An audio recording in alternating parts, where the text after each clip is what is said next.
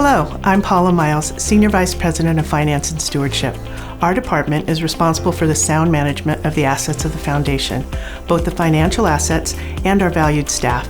Serving with me are Eleni Kadag, Accounting Supervisor, and Kelsey Bates, Finance and Data Analyst. Today, I'd like to give you a broad overview of the following: the Foundation's financial reports, both internal and audited, a breakdown of the Foundation's asset by different asset categories, our investment and spending policy, operating budget, national standards for community foundations, and a few annual board forms we asked you to sign. Let's start with the financial reports. Year-to-date balance sheet and income statements are prepared for approval at each board and executive committee during the year. While the information is presented in a consolidated format, board members are encouraged to ask questions for deeper understanding about any of the categories. The Foundation uses a calendar year as its accounting period and undergoes an annual audit in February for the prior year.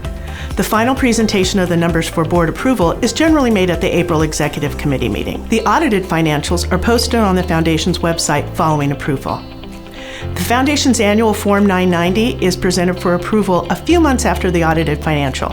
It is made available on the board portal for all members of the board to review prior to the vote.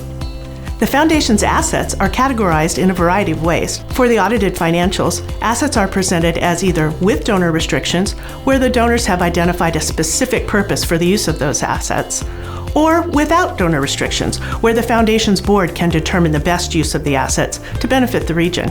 The majority of the Foundation's assets are with donor restrictions, and we strive to honor the donor's intent to the very best of our ability. Internally, the assets are further categorized by fund group. Currently, the largest group is our scholarships, which is no surprise because the Foundation was started as a scholarship distribution committee back in 1941, and over 80 years later, we continue to be a resource for donors wishing to support educational goals and dreams of the region's future generations. Now let's talk investment. Our investment committee is focused on the best practices and sound investment policy for the benefit of all of our fund holders. The committee is a mix of dedicated board members and outside community members who bring a wealth of knowledge and experience to the development and implementation for the Foundation's investment policy. The Foundation engages an independent investment consulting firm, Veris Investments, to provide valuable analysis, research, and reporting to the committee. The Foundation's assets are invested based on the donor's distribution or spending horizon.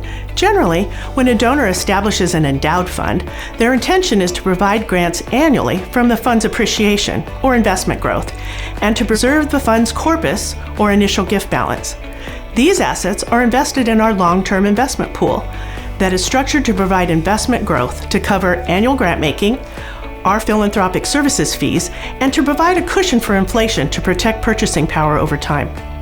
Amounts available for annual grant making from endowed funds are calculated based on the Foundation's spending policy. The spending policy uses a 20-quarter look-back period to determine an average balance for each fund, and then applies a 4% spending rate to determine the annual spendable or grantable amount. Donors who wish to establish a non-endowed fund generally want to be able to be more flexible in their annual grant making. Distributions from non-endowed funds can be made from both appreciation and corpus. For these funds, the Foundation offers 3 investment pools. Each is designed with a different spending horizon in mind, ranging from 1 to 5 years. In 2020, the Foundation's Investment Committee established an additional pool, an ESG investment pool, providing an investment vehicle for fund holders who wish to have an environmental, social, and governance impact in their fund's investment. Let's talk about our operating budget. The staff, in consultation with the Finance Committee, prepares a draft budget in September of each year. The draft is reviewed by the Executive Committee and then presented to the Board for approval in November.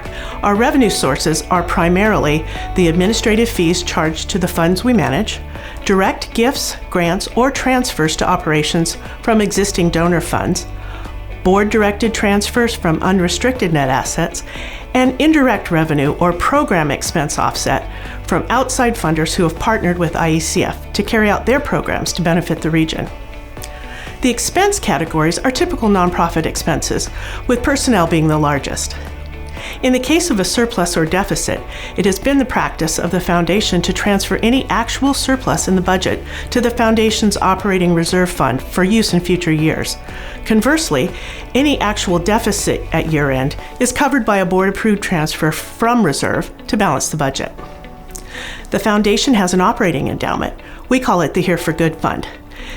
It makes annual transfers to the operating fund, and this fund is a priority for our charitable giving team in their communications with donors. IECF is proud to report that we are in compliance with national standards for U.S. community foundations and have been since the program was instituted back in 2005. This confirms our commitment to go above and beyond federal and state law requirements to demonstrate accountability and excellence to our donors, communities, policymakers, and the public. Reaccreditation takes place every 5 years. And finally, every year we'll ask you to sign a couple of important board forms in your role as a board member for IECF. There's the confidentiality policy, which confirms your commitment to respecting the confidentiality of discussions and information that is shared in the course of conducting the Foundation's business, and our conflict of interest policy and questionnaire. This gives you an opportunity to disclose any conflict, business or personal, that may exist when conducting business for the Foundation. This has been a quick overview of some of the important financial functions of the IECF. If you would like additional information about anything you've heard in this presentation, please contact me. I would be happy to provide you with additional details in your role as a fiduciary of the assets of the Inland Empire Community Foundation.